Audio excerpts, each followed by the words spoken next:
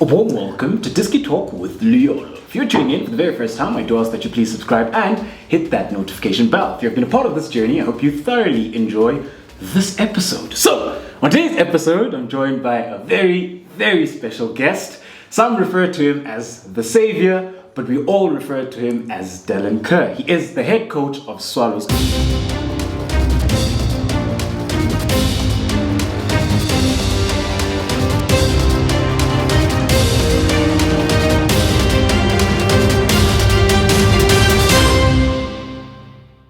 Coach, how are you doing? I'm very good. I'm very, very good. It's good to be here at last. Yeah. I know we've been trying for a couple of weeks, but last week was really not going to happen. Yeah. Because I was really, really sick. Yeah. Obviously coming back from the UK from, not a holiday, but, a final closing of a door. Yeah. To life possibly in England. So, and I came back and, straight into work. So it's been a hectic past 2 weeks. Yeah, no, finally glad to have you on, and looking forward to the conversation that we are about to have. But before we get into it, I'm a man of tattoos myself, and I know that you're also a man of tattoos, especially the ones on your leg. What is the significance behind some of the tattoos that you've got? Well, I'll be brief because it could go on for a long time. But yeah. when I signed for Kilmarnock Football Club in 1996, I'd been released from Reading in '95, and I found I had a very, very serious injury, and I was told by the surgeon that he didn't think I'd play again. Yeah. But I got an opportunity to go to Kilmarnock for a friend of mine that passed away last night. He got me the opportunity to go to Kilmarnock. Anyway, we got to the Scottish Cup final. We won the Scottish Cup final, and I spent literally 3 days, totally partying, celebrating. Yeah. The Saturday night in Kilmarnock. Sunday, I flew to Dublin to my best friend's stag night. Monday, we missed the flight, so we had another night in Dublin, and then I came home on the Wednesday. And I'd actually not slept. Yeah. Basically, I'd slept on the plane for an hour, and my friend Gary Holt at Kilmarnock, he wanted a tattoo of the Kilmarnock logo, of the badge, and I went with him, and I fell asleep in the chair. Yeah. And next thing I woke up with a tattoo, but I didn't know I'd done it. Yeah. So. It was weird because I've never liked tattoos. I've never wanted a tattoo ever. Yeah. I didn't at the time in '97, nobody was like getting tattooed like yourself and like myself. Yeah. And then when I went to Kenya and I won my first league title with Gor Mahia, I thought, yeah, why not? Because I'd won a kind of a Nedbank Cup in Vietnam previously. Yeah. I'd done very, very well at Simba, but it didn't work out at Simba. Yeah. And I just decided to put the Gor Mahia tattoo on. And then obviously the year after, we won the league again. So I had 2017, 2018. And then I thought, well, all the clubs I've been successful at, why not do it? So I had Leeds United done the next one. Then I had Reading. Then I had Hamilton Academicals. And then I did Phong, the team in Vietnam. Then I came to South Africa and I had Black Leopards done. Then I had Baroka done. Yeah. Then I found the badge for Arcadia because I won the BP Top 8, which is now the MTN 8. Yeah. In '86, and then when I won a trophy in America with this boys club who never won a trophy since they'd been formed, and I'd spent like 4 months in the country. Yeah. And I won another tournament. Yeah. And then I had the TTM one done, the Chukuma Madzi Vandila tattoo done. Yeah. One for saving the PSL, but 2 for winning the Nedbank Cup. Yeah. And the latest one is obviously Swallows. So whilst I hadn't won anything with Baroka, Black Leopards and Swallows, going to the club and being told to keep them in the Premier League when they were bottom of the league, and it's funny because all 3 teams had 12 points. But I had 15 games at Baroka, and I had 15 games at TTM. At Swallows I had 18. But, when you're bottom of the league, you don't get the breaks, you don't get the look, players are not happy, chairmen are not happy, fans are not happy. you know, the situation compared to Sundowns when they're on top of the league, you know, the atmosphere at the club's healthy, it's good. You know, so you're going into an environment that's very, very difficult. And yes, it's nice to be known as the saviour, but fortunately, this season I'm going to start, you know, a Premier League campaign, and it's something I'm looking forward to. Yeah. So, Coach, you mentioned your playing times, and that's something I'd like for us to get into. Would you say that you played your best football at Reading? Yes. Well, Reading and Kilmarnock, and the reason why is because that's where I became a fixture. At Sheffield Wednesday, I was a young apprentice. I signed as a 16-year-old. I signed as a 1-year apprentice, which was unusual because you usually got a 2-year apprenticeship. Yeah. But I was paid by the government, not by the football club. Yeah. It was a scheme called the youth training scheme that they wanted young people to get into work. Yeah. But the government provided the money for the club. Yeah.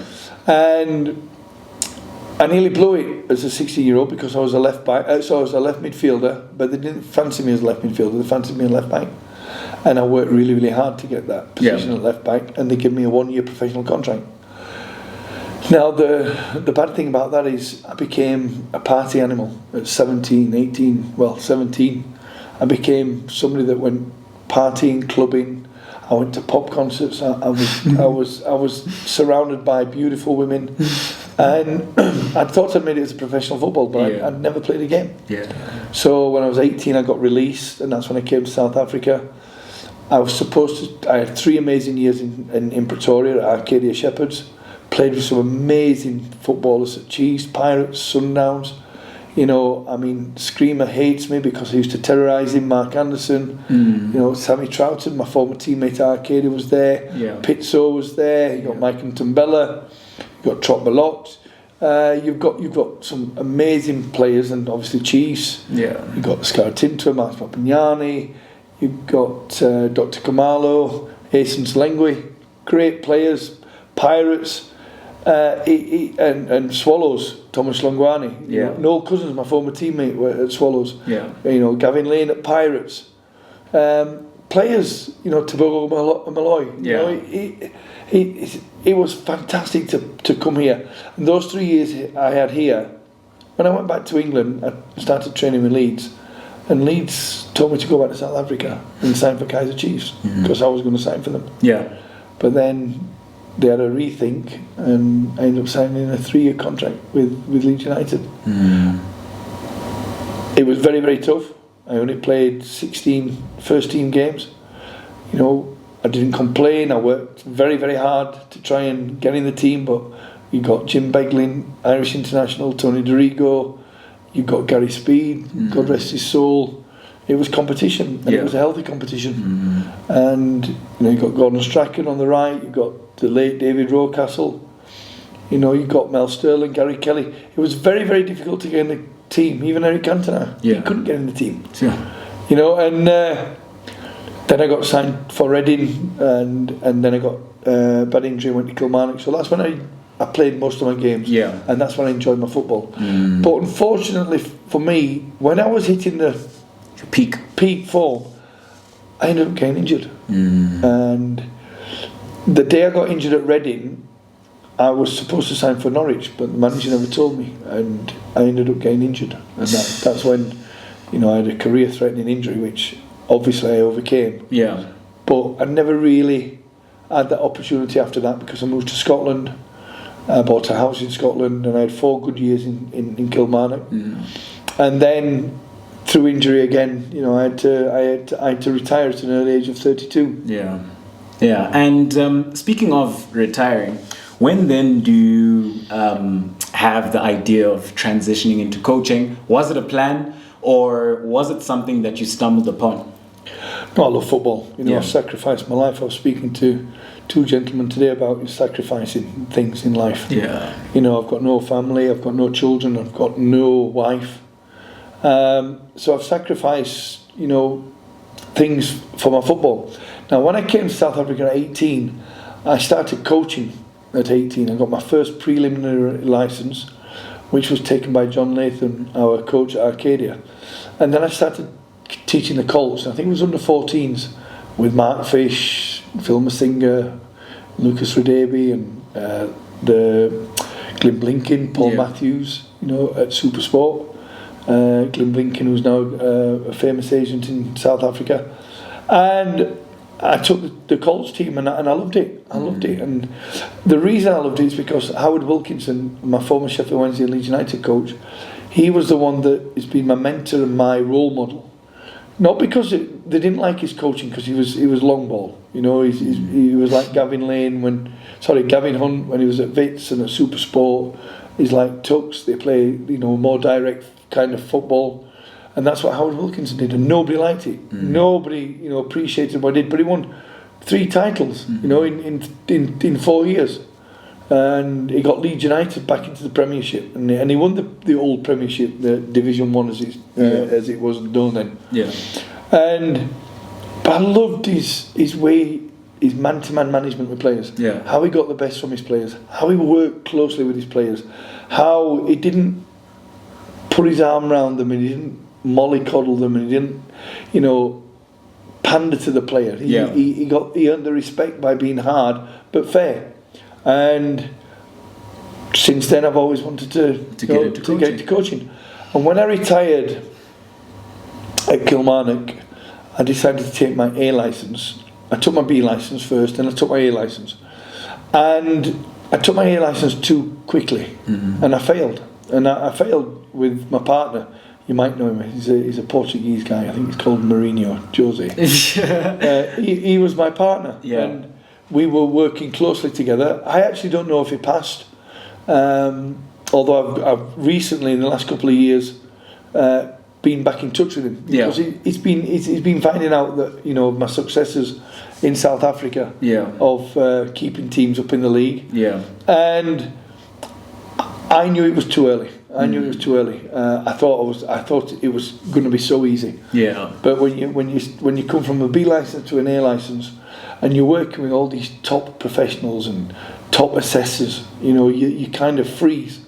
And I really messed up. You're not allowed to swear. You're not allowed to swear when you're doing your assessment. And I literally wanted to kill one player because he kept fucking it up. Sorry, I'm swearing. He did. He fucked everything up that I asked him to do, and I just lost it. And I could just see the assessor going on that piece of paper. Yeah. And I moved to America for 4 years, and I was doing soccer schools. I was working with a club, and when I came back in 2005, I did my resit, and the best thing about the resit is that I actually passed with the worst assessment coach that the SFA could have given me. Yeah. Nobody wanted him.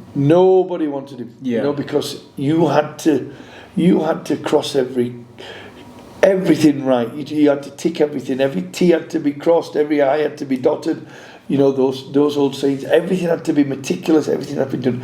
One mistake.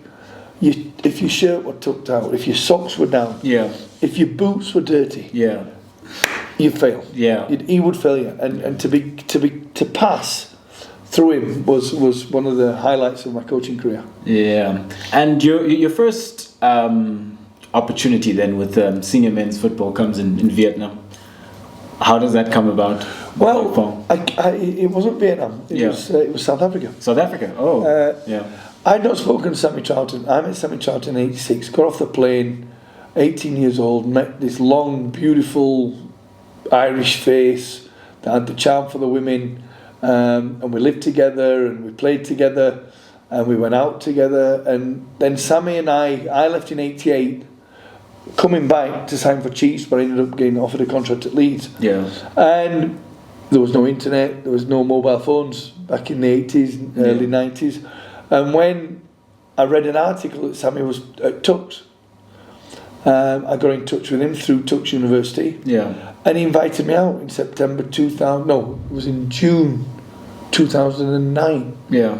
And I came out for 2 weeks, went to Mpumalanga. He asked me to do some coaching. He liked what he saw. And he said to me, look, would you come and be my assistant? Yeah. So I went back to Scotland. I handed my notice in. I had a great job in Scotland. I had 4 of the most amazing years in the Western Isles of Scotland, developing football. Yeah. But it's something I've always wanted to do, coach. And we went to Black Aces. We were doing very, very well. Me and Sammy were doing very, very well with the squad that we had and the players we had. But the Morfu brothers, made one of the biggest errors that they could have done. They employed a guy called Mark Gruner from Cape Town as CEO or MC, or I don't know what his role were. And he basically ripped the arse out of the club from myself and Sammy's point of view, because he wanted to control things, he wanted to do things that neither Sammy or myself were happy with. There was always meetings. Basically, he wanted the job. He wanted to be coach. Yeah, he thought it was a way, and we left. Well, Sammy left first. He got fired. Yeah. They brought in a former coach called Aki Akademis in. They asked me to stay on, and I stayed on for 2 weeks. I just couldn't work with the guy. Yeah. And then Sammy got appointed at Tanda Royal Zulu, and I went down to join him as an assistant. Yeah. And again, it didn't work out. The Chicklesses were involved. I can't remember the guy that was involved with Tanda Royal Zulu. I can't remember his name. Pierre. Oh, I can't remember. It'll come to me. Yeah. And it didn't work out again for Sammy, and then I got offered the opportunity to go to Vietnam. Yeah. And that's how I ended up going to Vietnam. Again, I went as academy director, and within a week of doing a training session with the kids, the manager said, or the head coach said, look, would you come and work with me as a head coach, as assistant coach? Yeah. And I did. And I was with him for 2 years, and that's when it all started. Yeah, and how was that? Especially considering that at such a young age you were already well travelled and immersed in very different cultures, because you had been in England, you had come to South Africa, you had been to different countries. What was that experience like, and the first couple of months of adaptation? Well, obviously, with South Africa, it's English speaking, and I knew my Afrikaans, especially my swear words. I know that one. I don't swear. I just do that one. Yeah, I know that one. Yeah. It's tough because you obviously in Vietnam you've got an interpreter. Vietnamese is very, very difficult. Yeah. Same as Zulu, same as Xhosa, same as any is it Spade? Yeah. They're difficult languages. Swahili, I'm fine. Yeah. Swahili's a lot easier. Yeah. But going to Vietnam and trying to learn that language was very, very tough. But they were all English speaking in understanding terms of what you wanted. But you have to get into the culture. You have to get into the minds of players, how they live, how they sleep, how they eat. How they drink, how they socialise, and if you can get involved in that, you become part of that, and it's a lot easier, because then they understand that you are trying to fit into their culture, not you wanting them to fit into your culture. I can't bring my English mentality to South Africa and change people's ideologies. I've got to change my ideologies into the way South African people are. Through different cultures, through different tribes, through different colours, and that's something I'm very, very proud of, because I become one of those players. But I become a local person. Yeah, and I've done it wherever I've been. Yeah, some people don't think it's appropriate. I think it's something that I have to do, because I'm an enthusiastic person, I'm a people's person, and whether I'm in a shebeen, whether I'm in a nightclub in Santon, whether I'm in Cape Town on Long Street, or I'm in a nice bar at Hout Bay, I'm still the same person. I still believe in dialogue, I still believe in talking, I still believe in finding out about people. Yeah. And listening to people. Yeah. And when I go to Soweto, that's I sit there and have a drink with the locals, and I listen.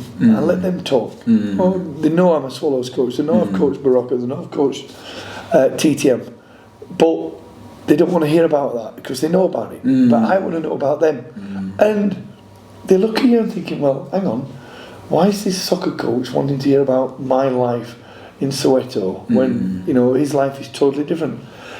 It gives me an understanding to what they've been through. Yeah, the harsh realities, the hard graft that they've done to maintain family, to maintain a home, to maintain life, and I thrive on that, and I love it. And it was the same in Vietnam. You know, I've eaten a dog. I'm not eating a cat. I'm not eating a cat. I won't eat a cat. Yeah. I've eaten a dog. I've eaten things. I've eaten a cow's eyeball.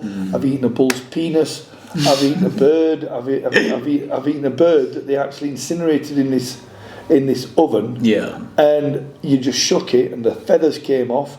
And then you apart from the beak and the feet, you eat the whole thing. Yeah. You just pop it in your mouth and just eat it as like it's a chocolate. Yeah. You know, you crunch it away. You can crunch the bud, but it's that incinerated that it's actually very nice. So again, you know, I'm not. Oh no, I don't. Give me a steak and chips, or give me, you know, when I go, I'm a tumbo in Kenya. I have pap and flies here. I have. I don't know what they call tripe here. When it's matumbo in Kenya. Intense tripe, yeah. So I eat all that. You know, because why not? It's nice food. Yeah, it is very, very nice. Yeah, and the next destination then within your journey would be Simba. How did that opportunity come about? Well, I just left Vietnam. I had my first job in Vietnam as a head coach. Yeah. Me and the coach had a falling out. I didn't believe in his philosophy. The club didn't believe in his philosophy. And then I got offered a job in Dubai. And when I flew to Dubai, I met this beautiful lady, Sahana Batoy. She's from South Africa. Yeah. She was living there, and I got a job there, and you know we kind of had a really, really good friendship, really good relationship. Yeah. But then I got a phone call from my club in Phong, and they asked me if I'd come back, speak to the club. They wanted to offer me the job as head coach. I didn't really want to take it because I didn't want to go around behind the back of the chair, the previous coach, because he brought me to Vietnam. Yeah. But then I thought, this is your opportunity. Yeah. You've got a chance, and only you can do it. You know, nobody else is going to help you. Nobody else is going to do it for you. And when I took over the club, it wasn't about winning the league. It was about bringing an entertaining brand of football to the club. Yeah. Because the iPhone fans are like Kaiser Chiefs and Pirates fans. They're absolutely mental. Yeah. And I did very, very well in the league. We finished mid-table. And then obviously we won the Vietnamese Cup, which is the equivalent to the FA Cup final in England, the Nedbank Cup here. Yeah. And I came home, and they offered me a deal before I left, and when I got home they took that deal back, and I decided I wasn't going to go back. And I ended up going to Burton Albion Academy, where I was under 18s PDP coach, player development phase development player coach. Yeah. And I stayed there for 6 months, and I got a phone call from my agent Paul Mitchell from South Africa, of CFM of Sports, who I've been with since 2009 when I came to South Africa. And he offered me the job at Simba. Yeah. And I knew how big the club were. I knew how fanatical Simba fans are. Huge club. No disrespect to any football fans in Africa, but the Simba fans are absolutely amazing. Yeah. I love Chiefs, I love Pirates, I love Sundowns, I love the Swallows fans of old. You know, because I played in stadia here when I was 18 years old, when it was 60, 70, 80, 90,000 full. Yeah. Full. And that's what Simba is every game you go to. It's full. And I went there with huge optimism of giving what they wanted. A very, very strong team, a very, very good team. And for 6 months it was going very, very well. Yeah. But then unfortunately politics in football, disagreements in the boardroom. We went to Zanzibar to play a tournament, and it was 5 games in 6 days. Yeah. And I refused to play my first team. Yeah. So I'm not playing my first team, and we lost the tournament. It didn't matter to me. The league and the cup was my priority. Yeah. We lost the tournament, and I was told that I was no longer needed. And how difficult was that, considering that the first 6 months were going very well? The things off the field were the problem. You've got 8 board members all wanting their own agenda. And I felt that whilst I'm in control of the club and in control of the team, we were doing well. There was only us and Yanga really involved, and we were 2 points behind Yanga when we had the Christmas break. So I knew that the second half of the season was important. That's why I didn't play my first team in these 5 games. Lose my first team players, playing 5 games in 6 days is not good. It's not healthy for your team, not healthy for your player. And I just felt that, you know, where I wanted to take the club, the 8 board members, they wanted to do things different. Yeah. And I remember when they owed me 3 months' salary, and they gave it to me in cash. And my driver, called Dula, who's only about this big, yeah. he said to me, "Coach, give me a bag. Don't go outside with that bag." And I said, "Why?" He says, "Just trust me." And I'm like, there's $10,000 in this bag in cash. I'm giving it to this little guy. Anyway, I went outside and there was loads of guys hanging around the office. And I met my driver. He says, "Coach, see them guys there? They were waiting for you to come out with that bag. And you would have either been shot, stabbed, or they'd have just, you know, worst case scenario, you know, you'd have been shot. Yeah. Second stabbed, or beaten up. Yeah. They've taken you back. And because you walked out with just your flip-flop shorts and a t-shirt, they thought, oh, he's not been paid." So, and then it was sad. And there's things in life that I like. There's things in life I don't like. I don't like two-faced people. I don't like backstabbers. Yeah. Right. Where there was a guy that worked for Simba. He came to me after the tournament and says, "Coach, I've never seen Simba play the way we've done. We're excited, we're enthusiastic, we've got energy. We're going to win the league. We're going to dominate this football in this country." And then the next day, you know, he fired me. You know, I thought, well, you know, Jesus, that was bad. It was bad. And the worst thing is we had a fitness coach from Serbia. That did the most disgusting and disgraceful things a human being could do, and they loved him. They loved him. They didn't want to fire him. I wanted him gone. I wanted him gone. He was an animal. Yeah. You know, and I just didn't think it was healthy for the club to have somebody in his position, and it caused all sorts of trouble for me by getting rid of this Serbian. Yeah. And that's when it went bad. Yeah. Yeah. And you then moving to Gor Mahia in Kenya, how did that come about, and how optimistic were you with that opportunity? Well, before that, I went back to England, and I actually did the under-18s PDP coach for Chesterfield. Yeah. And I was there for maybe 6 months, and then I got the phone call from Gor Mahia. Yeah. Now, Gor Mahia was run by my former manager at Kilmarnock, Bobby Williamson, and he offered me the job when I was in Vietnam, and I turned it down. Yeah. And when the job opportunity arose again, I said to Chesterfield, "Look, you know, PDP is not for me. You know, I want to go and coach abroad." Yeah. Reluctantly, they agreed to let me go, and when I got there, I just fell in love with Nairobi. I just fell in love with the chairman. The club of Gor Mahia was again like Simba, like Chiefs, like Pirates. Yeah.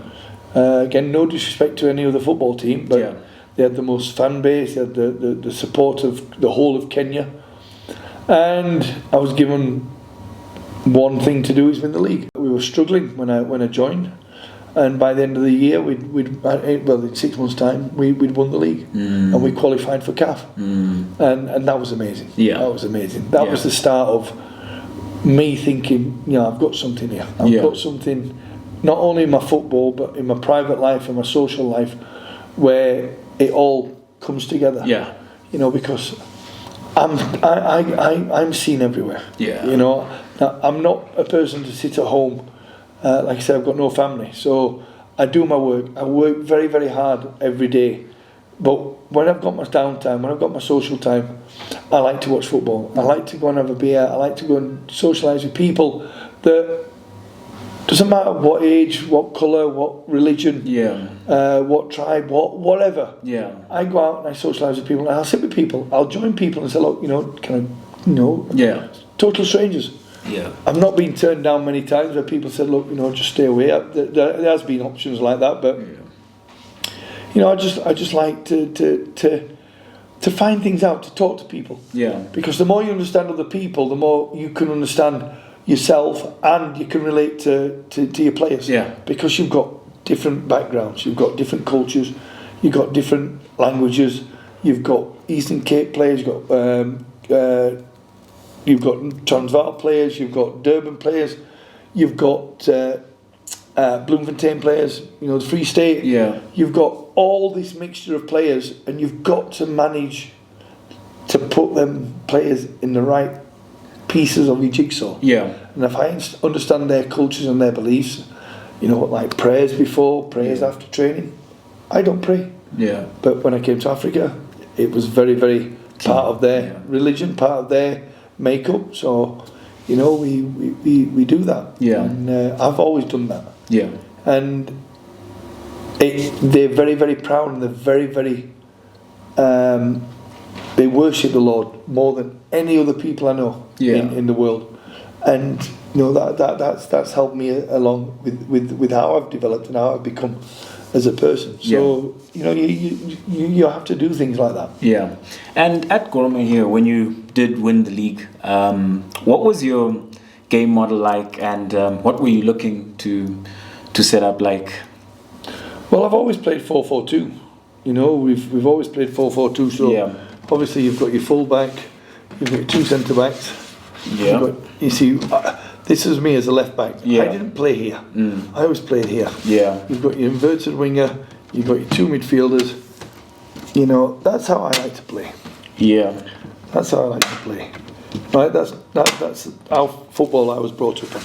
Right. There was no 3-5-2. There was no 4-3-2-1s. There was no 4-2-3-1s. There's no 3-3-1-1-1. There's no 1-4-1-4. There's no 6-4-0. Yeah. I mean, it was 4-4-2. Yeah. And how we played is, the fullback got it. He came inside. The ball came here. Where's the ball? The ball was put down here. He got in. He got in. He got in. That's give you the ball there. That's the referee. That's the goalkeeper. Right, so the ball come down here, and he came out here and he crossed it into the box. Yeah. That's where Gary Speed made his name. Yeah. Right, that's how we played. Yeah. That's how we played. We got from there to try and score. Yeah. Now, you can see teams now play like this. That's how teams play now. Yeah. Everybody's in their own half. 4-2-3-1. Yeah, everything's, they play three at the back, 5 across the middle, 1 there. It's how football's played. It's developed. It's moved on. Yeah.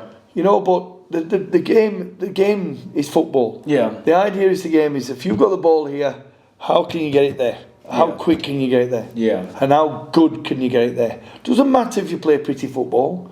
What matters is what goes in there. Yeah. And last season at Swallows, we played all the football. We were the second best team statistically behind Sundowns from the 6 months that I was there.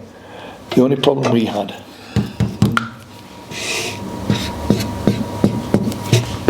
we couldn't score. Yeah. We couldn't score. That's the problem. Yeah. Now, you don't overcomplicate it. Football evolves. There's new techniques. There's sports scientists. There's health nutritionists. Yeah. There's psychologists. Yeah. We haven't got that at Swallows. Cheese Pirates, they've got loads of them, right? Yeah. But at the end of the day, the aim of the game is to put this ball in that net. And that's something now that we are now as a football club. We're going to still play our attractive football. We're still going to play our energetic football, but we're going to play with options now. We're going to have a back three. We're going to have a back three, and we're going to have a midfield and striking. What's that? 6. Yeah. Right? Actually, no. 7. Let them defend. He's your sweeper. Yeah. And them 3. That's the way I'm going to start to play now. Yeah. Because scoring goals wins games. Yeah. Playing pretty football doesn't win games. And in South Africa over the last 2 seasons, there's been too many 0-0s, too many 1-0s. There's not been many 4-0s, 4-3s, 5-2s. Yeah. There's not been many of them games. And I'm reading on Twitter that the stadiums are empty because the fans want to see entertainment. Yeah. And that's the difference from when I played. Yeah. When it was 4-4-2. It was 4-4-2. that was everybody played 4-4-2. Yeah. Maybe one or two clubs would play 3-5-2, maybe 4-3-3. Yeah. But every season football develops. There's a new idea, there's a new model, there's a new belief, there's a new system. And you've got to learn. But you only can change if you've got those players to change it for. Yeah. If you haven't got those players, you can't change it. Yeah. This year, style is what you got. I'll give you an example. And Swallows finished in the playoffs last year. Yeah. Like I said, statistically, we played good football. Which club in the PSL have bought 6 players from Swallows FC? Cheese. Mm-hmm. Stellenbosch. Yeah. And obviously Pulisling went back because he was on loan. Yeah. And so 3 cheap and Royal AM. Yeah. We finished second bottom of the league. We was in the playoffs. Yeah. And yet we sold the most 6 players. Yeah. What does that tell you? That speaks volumes as a coach. That speaks volumes as a fan. Yeah. We were playing good football. That's it. The only thing, we did not put that black ball in that back of that net. Yeah. And speaking of South Africa, your first job in South Africa then was with Black Leopards. How did that opportunity come about? Again, I was at Gor Mahia. I'd been offered an extension. We just played a tournament at Everton Football Club. Yeah. We played friendly against them. And I got a phone call from Paul and he said, look, Black Leopards are interested. I didn't know anything about Black Leopards. I didn't know anything about Toyando. I'd been to Polokwane before. Yeah. Or Petersburg it was back in the day. But I read a bit about it. Obviously I did my research. And again, they were bottom of the league with 12 points, and they said to me, would you be interested? I spoke to the chairman and Gor Mahia, who gave me his blessing. If he didn't give me his blessing, I wouldn't have come. Yeah. But he said, yeah, I'm going to let you go. And I came, and the first game we lost was Wits, and I was in the stand. And I noticed that one player, Masonda, the striker, his body language was terrible. He was terrible. And I said to him after the game, I said, look, listen to me, trust me, learn, and play with a smile. And I'll make you the top goal scorer. I'll win you the golden boot. 15 games later, we survived relegation, and Masonda won the golden boot award. Yeah. Top goal scorer. Yeah. And how difficult is it to go into that situation? Because you've not done it just once. You've done it multiple times where you're going into a situation where you have to keep a club above the water. Well, you come into a club, you don't know the players, you don't know the culture. Yeah. They were strong into juju. They loved their juju. I've bathed in some stuff, but Elijah and Chief would make us wash in stuff you can't imagine. But that's what they believed in. Yeah. I love the passion when they sing before a game. Yeah. Sometimes it's too much, because they get so involved in it, so intense with it. That I think they're burning energy. I think they're wasting a lot of, energy that they shouldn't be using. And, again, I have to do it. There's 20 people in the squad. There's 8 technical staff. We've got one small tub of whatever is in it. I don't want to know what's in it. Yeah. And I'm the 28th person in it. So there's been 27 players and technical staff in this juju before I get in it last. Yeah. And then you're not supposed to shower. Yeah. You have to go down and have dinner, and you're covered in whatever it is. Yeah.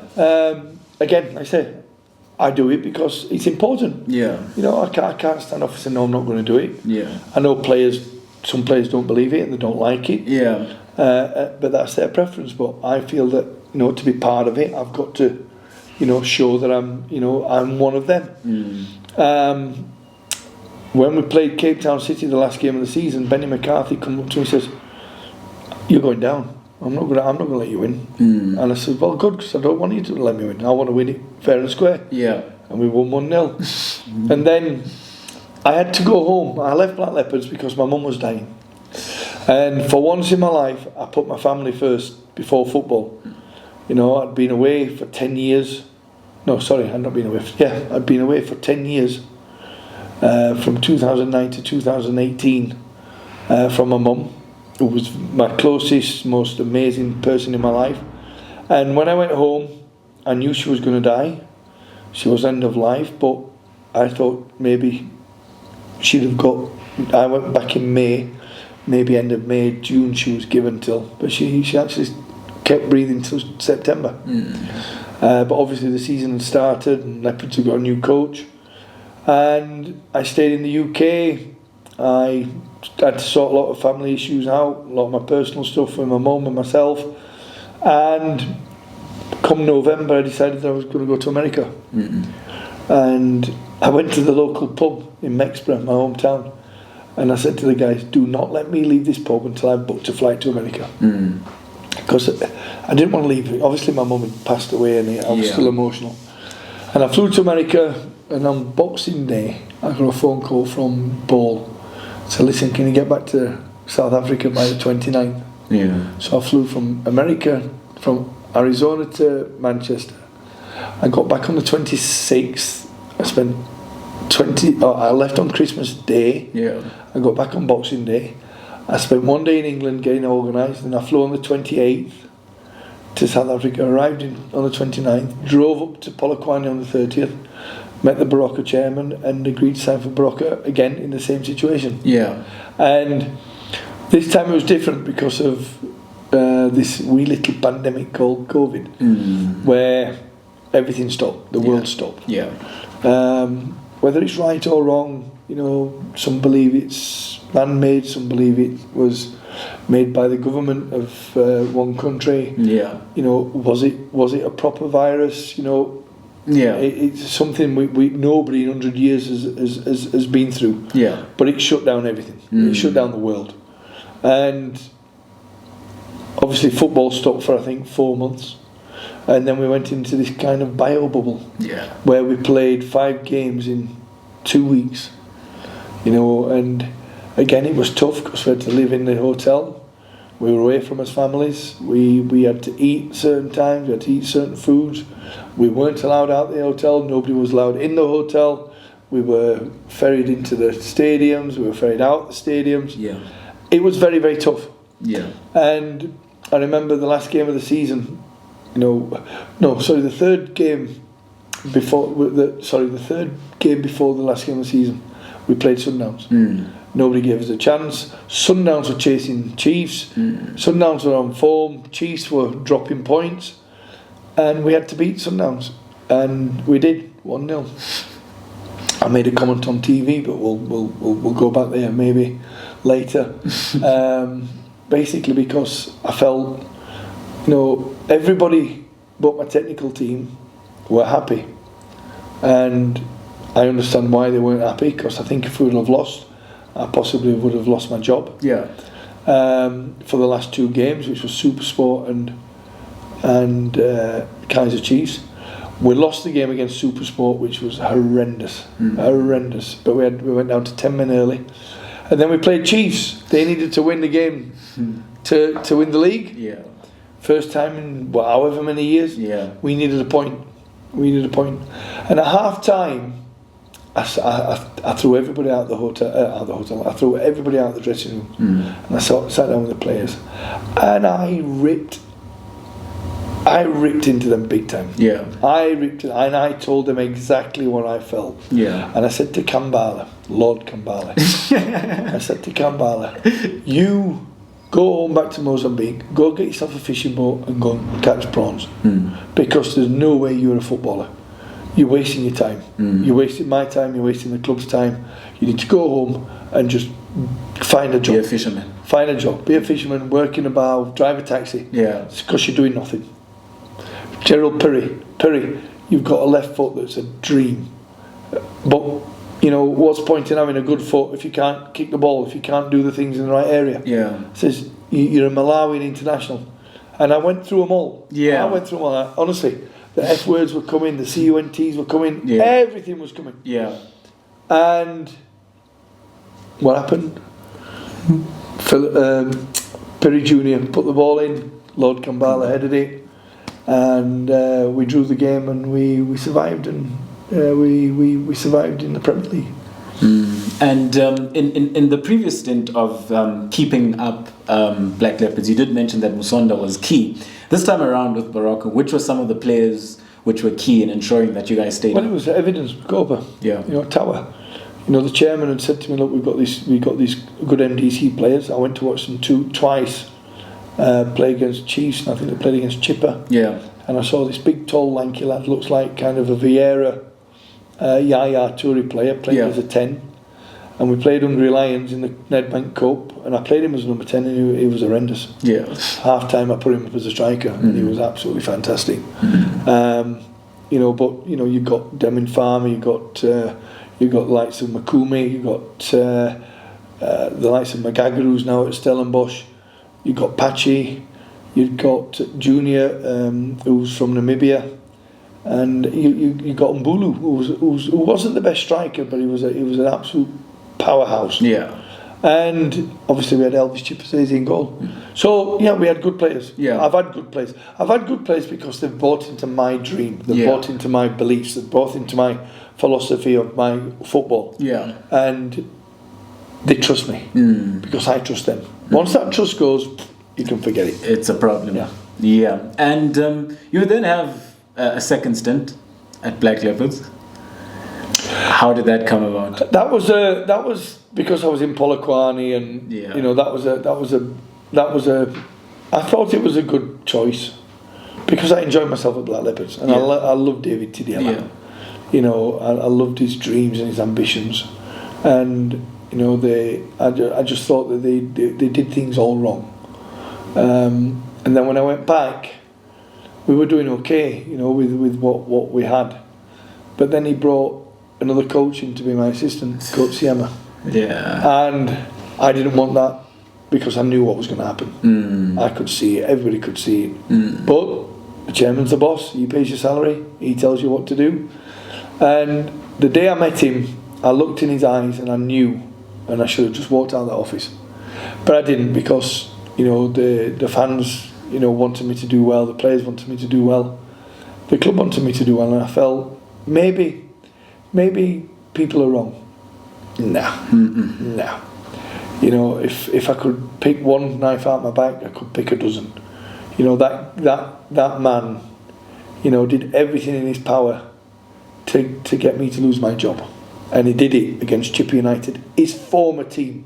That's why I don't like two-faced people. I don't like people like that. Yeah. They're nice to your face, but as soon as you turn your back, he was on the phone to the chairman, spinning him every story. Yeah. That I was the bad guy. Yeah. Because he wanted the job. Yeah. What happened? He took the job. He got them relegated. Well, he got fired before he got relegated, but he took them down. Yeah. He went to Chipper, nearly took them down, got fired. Went to Golden Arrows, got fired. And I believe he's been applying for my job at Swallows. But that's the man he is. Yeah. I've got no time for people like that. And like I say, I had a mission with Leopards, but he had his own agenda. Yeah. He had his own agenda. Yeah. So it'd be very, very. I will never work with another coach that wants to be coach. Paul Maleka at TTM was amazing for me. Yeah. Yeah, and speaking of TTM, because that would be the next destination, and I think with the team that you had, you managed to stay up, you managed to win the Nedbank Cup as well, and you had some exciting players and played a very good brand of football as well. How was that experience like at TTM? Again, it was going into a club with problems, with issues from the previous owner that's now the TTM owner. Yeah. He'd bought the club, and I don't think he realised the financial burden that he was going to inherit. Yeah. The players were owed money, and I went there as an assessor to help Mpo Maleka and DVD. Yeah. David Matabula.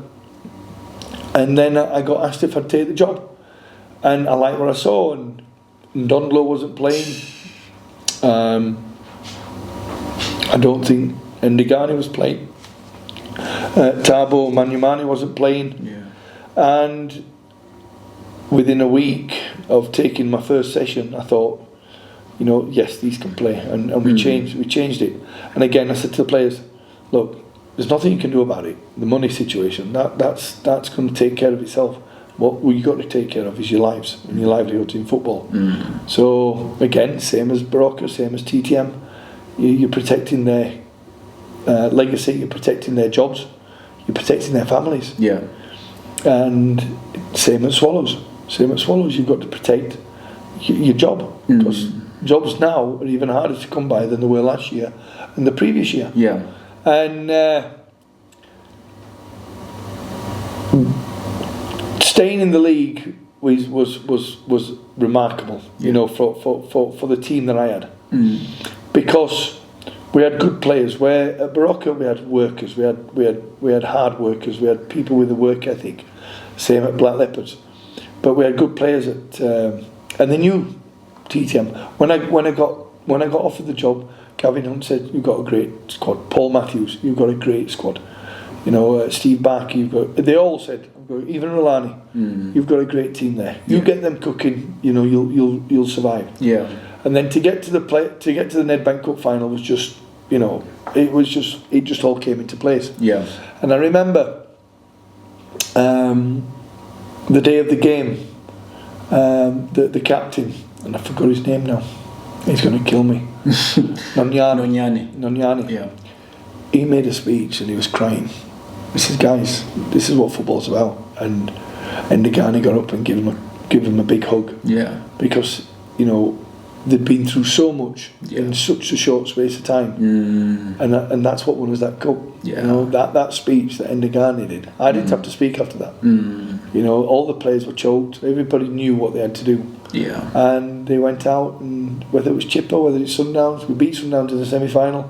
We deserved the right to be there, and we deserved the right to win the Nedbank Cup. And it's credit to, not just my technical team but my players. Yeah. But everybody that believed in what I believed in. Yeah. And what was your strongest team in that Nedbank run? Who was your 11? Well, it was a very, very hard team to pick, because you'd got players that should have played in that final that didn't play in that final. So obviously you got a Ruby in goal. Yeah. You've got Ndegani and Nonyani. Yeah. You've got I can't remember his name at left back. Mabota. And then you got at right back we had a kid called Brandon, but I played another kid and I can't remember his name again. See, memories are going now. Yeah. And then we had Zizou and Ndonlo, and Gemma, I think he is, and Ndonlo. Yeah. We had Manyamani. Yeah. We had Malumi. Yeah. Up front with I can't remember the two strikers we had. And on the left hand side, again, I forgot his name. I do apologise. Yeah. But I'd left 6 players on the bench that usually would have played in that game. Yeah. But I just felt, that we needed to play against a chipper team that played in a certain way. Yeah. And basically we played Donlo there, we played Malumi up front. Yeah. We played Ranches. Yeah. Ranches came off the bench. Yeah. Yeah. It was very disappointing, for a player of his calibre. Yeah. It was very disappointing. But we played a formation which allowed us to play like that. Yeah. Again. Tim. Yeah. Playing in the midfield. Yeah. So and it gave us that role playing 6 up front. Yeah. It's a tight game, as cup finals are. Yeah. And Donlow scored a great game. We could have won the game by 4. Yeah. On another day. Yeah. But just to win 1-0, that was good enough for us. Yeah. And how special? 2 players. You got Miguel Tim, who's just previously signed with Orlando Pirates, and then you've got Ndlondlo. How special are these 2 players? He was good when he plays as a team player. When he plays on himself, he's horrendous. We played Chipper. Yeah. 3 games before the end of the season. Yeah. And he was. I wanted to kill him at halftime. Yeah. Because he was fucking everything up, Sonny. Yeah. He was messing everything up. Yeah. You know, but when he plays for the team, he's great. When he plays on his own, he's a disaster. Yeah. Tim's just a steady player. You know, Miguel's a steady player. Yeah. Again, you know, I said it with Swallows. I made 6 players go to Chiefs, to Royal Aim, and to Stellenbosch. Yeah. I will take credit for Tim going to Pirates because I brought him into a different way of playing. He played more attacking. He played more forward. And Donlow, he's a short guy. Nobody looked at him because of his height. Yeah. I believed in what he could have done. Yeah. You know, same as Ngema. Ngema, yeah. You know, I mean, I've got 2 fullbacks that between them are 70 years old. Yeah. Sorry, 2 centre halves at 70 years old. Between them. Got a 37-year-old goalkeeper. Yeah. You know, it's always good when you see players progress, when you see other players go to other teams. Yeah. Because you know you've had a hand in that. Yeah. You know, and some players have left that shouldn't have left. Some players have gone out. Vieira was at Black Leopards with me. What a player! What a talent! But the game had moved on from him. Yeah. You know, his thinking was on a different level to the way that the game was played. Yeah. You know, and this year we've let Cheeseboy go from Swallows. His age is not the problem.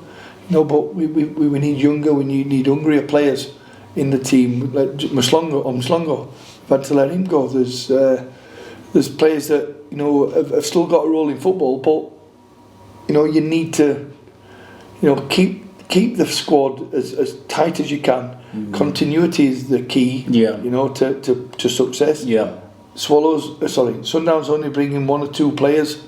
You know, they don't really change the structure or the philosophy. They don't just bring 16 players in as what Chipper have done today. Sekakuni have signed 16 players. Chiefs have signed a lot of players. You know, sometimes it doesn't work like that. You know, and like I said, there's a lot of good players that are now, you know, on trial. Yeah, we've got Quander on trial at the moment. Yeah, what a player! He's on trial. He came to trials. You know, so football's changing in this country, and I'm praying and hoping it's changing for the better. Yeah, and speaking of the Nedbank Cup, how special was it to win that? Especially when you consider the type of season and the dressing room you had walked into. When you every club has its positives, every club has its negatives. Yeah, you know, the money issues at TTM were a problem. Yeah, you know, because from the previous owner that bought from Vitz, that then sold to Mr. Cello, who's a brilliant chairman, even though, you know, what he did with the Nedbank bonus was wrong. But we had issues off the field. Yeah. And when you've got issues off the field, it will hurt you on the field. Mentally, they don't want to play. Yeah. You know, they basically just say, you know, F you. You know, you're not gonna, if you're not gonna be giving me what's outstanding, if you're not going to give me what you owe me, why am I going to try? Yeah. So it was difficult. But to get to the Nedbank Cup final, especially after beating Sundowns, I said to the players, you know, you're going to be in the annuals of history forever. Your grandchildren, your great-grandchildren, your great-great-great-grandchildren are going to be able to read that you won a major trophy in South African football. Yeah. Nobody remembers losers. Yeah. As soon as the game's over, the losers are off the pitch. Yeah. The winners are celebrating. The media's on you. You're selling yourself. Yeah. You're giving yourself an opportunity to put yourself in the shop window. Yeah.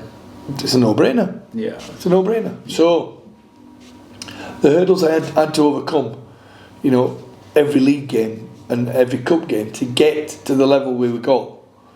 You know, nobody. You know, I could write a book. I could write 3 books on it because there's issues for every player. There's issues for every group of players. You know, it's not just one issue. Yeah. There's many issues, and you know, if you can fix them, if you can work them, and get your players to buy into your ideology of winning. Yeah. Then everybody's happy. Yeah. Everybody's happy. Yeah. Yeah. And yet again in your career. You get a call. Team is on 12 points. There's 18 games to go. This is now Swallows. How does that opportunity come about? I was watching Kaiser Chiefs play Swallows. I think Chiefs won 3-0. And the chairman, David, phoned me, and I actually didn't believe him because there's been some scams going around. Yeah. There still is scams going around as well. Owners pretending to be owners, chairman pretending to be chairman, and they're not. And they're just trying to get financial money off people. Yeah. I nearly got caught. In fact, I did get caught. You know, stupidly, I got caught, but I ended up fixing it. Yeah. And David called me and he said, "What do you think of the game?" I said, "Well, your players don't look interested. They're not fit."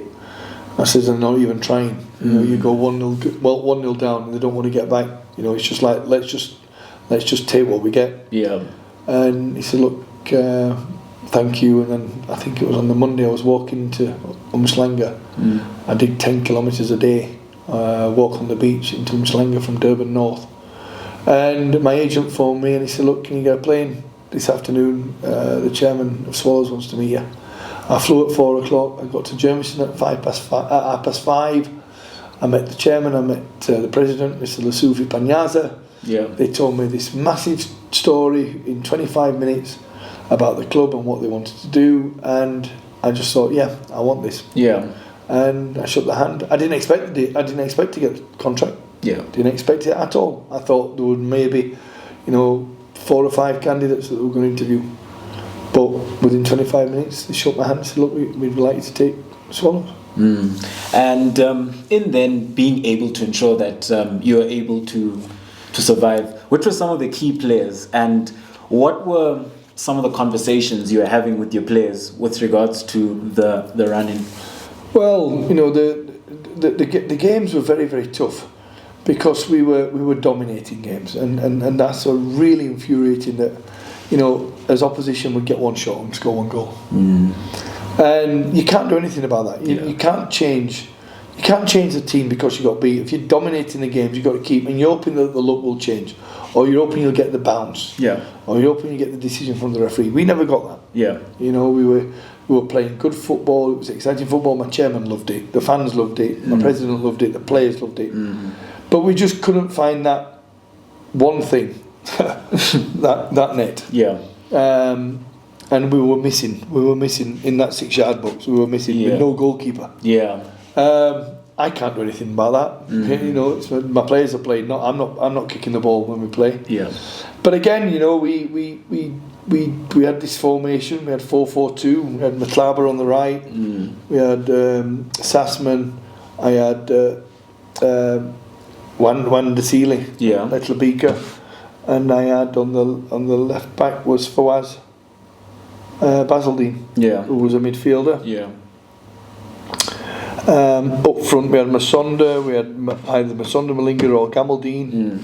And then in the midfield, crikey's on, it's the same team. We had Dylan Solomon on the right, but he didn't really play. Yeah. He didn't really play much. We had McClatchy, Sleng, McClatchy. I played McClatchy there first, and I had the 2 midfielders, which were Cheeseboy and. You would alternate. Sometimes I would alternate. Yeah. You'd had McClough in there. You had George. George there, and I'd Austin on the left. Yeah. But we weren't getting the results, and then all of a sudden, Matlaba left to Royal M. Dylan Solomon's. Vuyomere. No, Vuyomere had already gone. Yeah.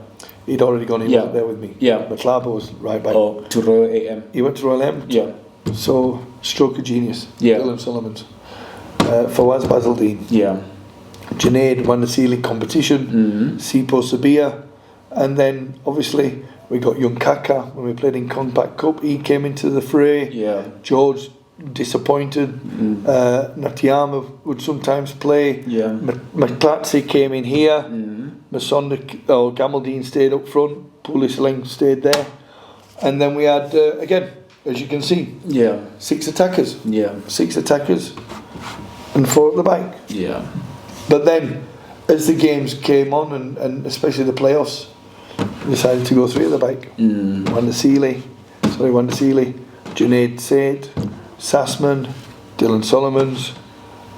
We didn't play for us in the playoffs because we played Pulisling. Yeah. We had either Masonda or Gamaldeen or KG or Malinga up front. Yeah. And then we had McClatchy in there. And then in the midfield, we had... George came back. No, George came back for one game. Yeah. But we had Grant Margeman. Yeah. And we had Wambi. Wambi, yeah. Absolutely brilliant. Yeah. Absolutely brilliant. Yeah. You know, and again, you know, everybody wanted Swallows to go down. Nobody gave Swallows a chance. Everybody was, I think, was rooting for Tugs. Yeah. And we played the second last game against Cape Town All Stars. My captain McClatchy had a brainstorm for 3 minutes, from the 88th minute to the 91st minute, where we were 1-0. They never had a shot, and Wanda Seeley decided to have a rush of blood, not once but twice. And it cost us the game. So we had to go to the all-important decider against Tugs. And I don't know if you're aware of this, but I made a comment in the press that after the game about Sassman, and Sassman didn't like it, but I spoke to Sassman about it. Being from Yorkshire, we say what we like, and we like what we bloody well say. Yeah. Right. That's what we Yorkshiremen are, and we don't tell lies. We don't bullshit. Yeah. And we were doing set pieces, and so you can imagine. Yeah. You're doing your set pieces. All the players in the box. Sassman's here. Yeah. Sassman's here. Right. So the ball's coming in, and you're playing all your set pieces. Yeah. The ball came across here, and Sassman just stood there. And I shouted at Sassman, move. You can't stand still. You're not going to, interpret where the ball's going to go. At least attack the ball. You're not going to be aware of where the ball's going to go if you're standing still. Yeah. So that's what you got to do. Yeah. What happened in the game? The ball came across. He ran from there to there, and he put it in the back of the net. Yeah. Game over. Yeah. Game done. Yeah. And that's what I said after the game. I had to shout at Sassman to move. He did, and he scored the goal. Yeah. Now, a player sometimes, players have got different personalities. They've got good personalities. They're shy. They're quiet. Yeah. Some like being shouted at. Some don't like being shouted at. Some like being a pat on the back. Some don't like that. Many players like a finger pointed at them. so they get a reaction. Yeah. Sassman, took it in the wrong way. Yeah. What I was trying to say to the press is that maybe if I'd not said anything to Sassman, Sassman would have still been standing there when the ball came there. The ball just goes past. We don't score, 0-0. Tugs promoted, Swallows relegated. Yeah. So when you see something, you've got to say. Yeah. And that's what I did. And Sassman scored the winning goal. Yeah. And how difficult is that playoff run? It's difficult because you're playing NFD teams, and when you play the Nedbank Cup, ABC teams, Vodacom teams, whoever's in the Nedbank first 32, it's going to be tough. Yeah. Because people are trying to impress. Yeah. People are trying to get a move. People want to play in the PSL. Yeah. So it's very, very difficult. When we played the first game against Cape Town All Stars at home, we'd obviously knew the first result was 3-1 to Tugs. We had to win, obviously. Yeah. We were 1-0 down at half time. I was absolutely frantic at half time. I pulled off McClatchy, I pulled off Margeman, I pulled off I can't remember who else I pulled off. I took 3 players off at half time. Yeah. And Fanny Medina says, "Coach, wait 10 minutes." I said, "No, get them off." Absolutely horrendous. We won the game 2-1. Then we go down to Tugs. We draw 0-0 at Tugs. Yeah. Again, first half wasn't working. Tugs were the better team first half. I took Grant Margeman off. I took Mbelly off, and we changed the game. Yeah. We should have won the game. Unfortunately, we hit the post. We missed 2 sitters, and then we played Cape Town All Stars away. 88 minutes, we weren't going to lose the game. Yeah. And obviously, Wanda Seeley had a rush of blood twice. Then obviously against Tugs in the last game, the rules were, or the orders were, do not concede a goal in the first 20 minutes, and when after 20 minutes then you can start to play. And we did. We knew what we were up against. They played long ball, they went route 1. We knew Keegan Allen, who was really doing well in the playoffs. Yeah. We knew that the saving grace was Sibonyani was suspended. Yeah. which didn't give them the aerial authority that they had. Yeah. But I knew in the second half when Mandasili came off and I put Coupe on, we were not going to lose that game. Yeah. And like I say, it's very tough. Yeah. Everybody's on a knife edge. Yeah. Chairman. I don't think he slept for a week. Yeah. You know, because he losing his status, you've got 30 odd million compared to 12 million. Yeah. You know, it's a lot of money. It is. And on a lighter note, Coach, DSTV Compact Cup, that is also a competition that, it was quite evident that you really enjoyed it, and also just having the opportunity to coach different players from different clubs. What was that like? It was. I didn't want to do it. I was a Swallows coach. I got a Swallows job to do. Yeah. You know, I didn't really want it, but it was an honour and a pleasure to be voted by the supporters, in which was the first initiative of its kind. Yeah.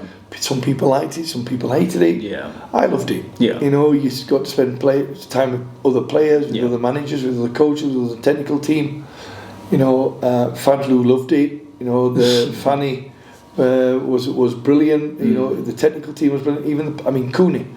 I think Cooney, I don't think he's worked as hard in 2 weeks than he in 2 years than he did with me. You know, and credit to him was, you know, they were all good professionals. Yeah. But Cooney was he was different class. Yeah. And again, we played the game, you know, the knockouts, then we played the final. Yeah.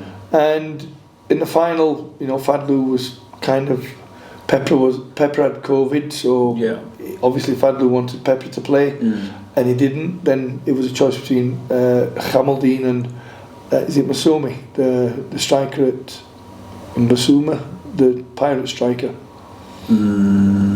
Is it Mabasa? Mabasa. Sorry. Yeah. Sorry, my friend. Yeah. Mabasa. And I said, no, I'm going to play Gamaldine. I'm going to play Gamaldine. And he scored the 2 winners. Yeah. And there was an instant at the end where I took Gamaldine off and I put Mabasa on. And I think there were like 27 passes. And then Mabasa was through on goal. Yeah. All he had to do was tap it in and decided to take a touch. Yeah. And he had a touch of a brick wall, bounced straight into the keeper's hand.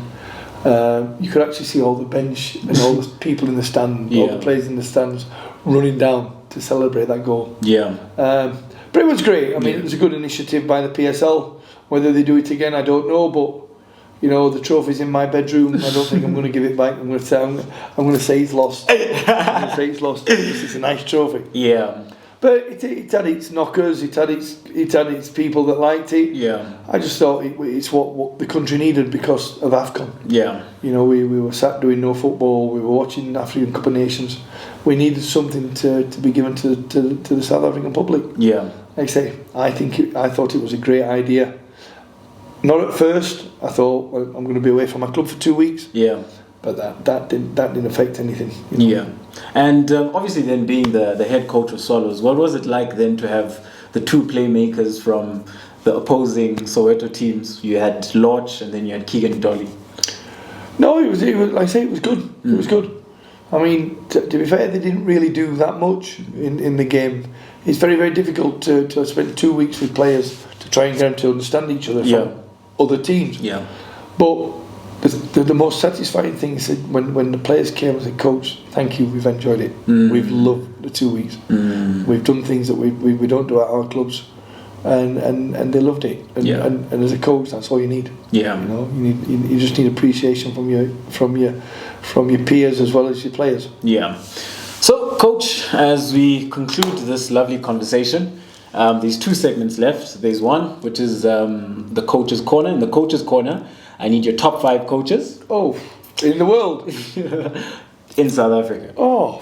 Yeah. And then the last segment is your best 11. So the best 11. The best 11, you can forget that because I couldn't even give you my best 11. I couldn't even give my best. You know, Shalalili obviously for being the striker, and Rowan Williams for being the goalkeeper. Yeah. You know, that they're your two that you only need as a coach. Top 5 coaches. Well, you've got to for last season or top 5 coaches. Generally, the ones you've come across, the ones which you think Well, have you've been got the obviously best? there's Pizzo, there's Rolani, there's Manoba.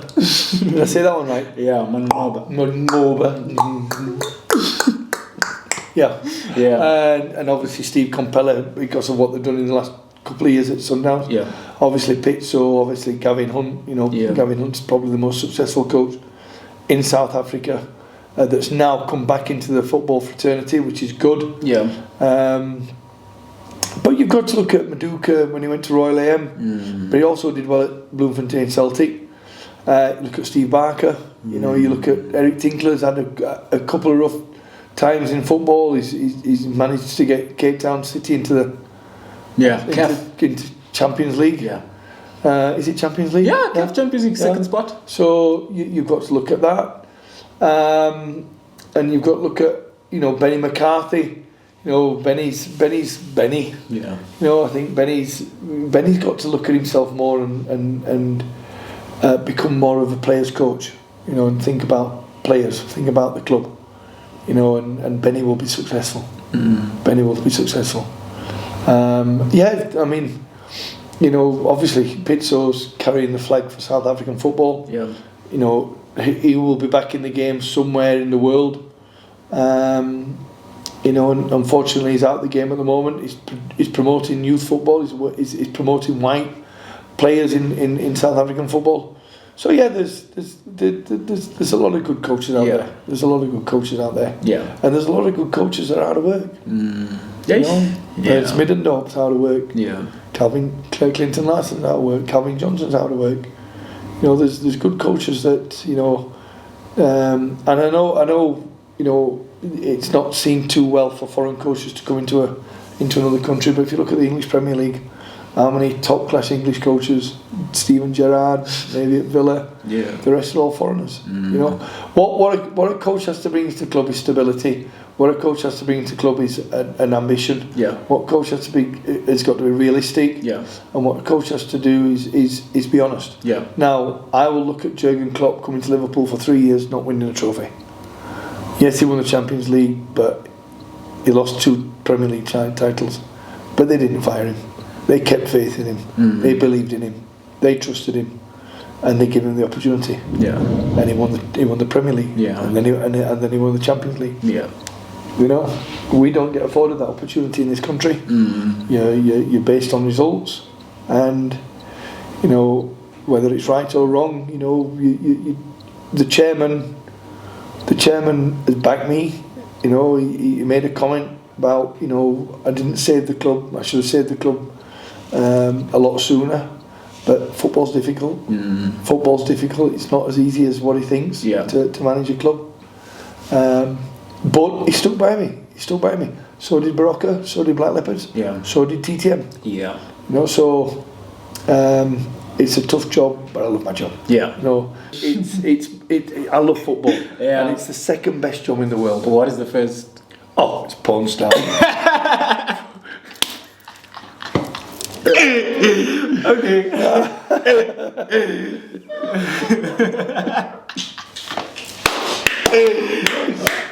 Getting up to work, go to work and thinking, who am I going to pump today? Yeah. So, Coach, thank you very much. No, thank you for inviting me. Sorry it was taking time. But No. It's all good. Hopefully. Yeah.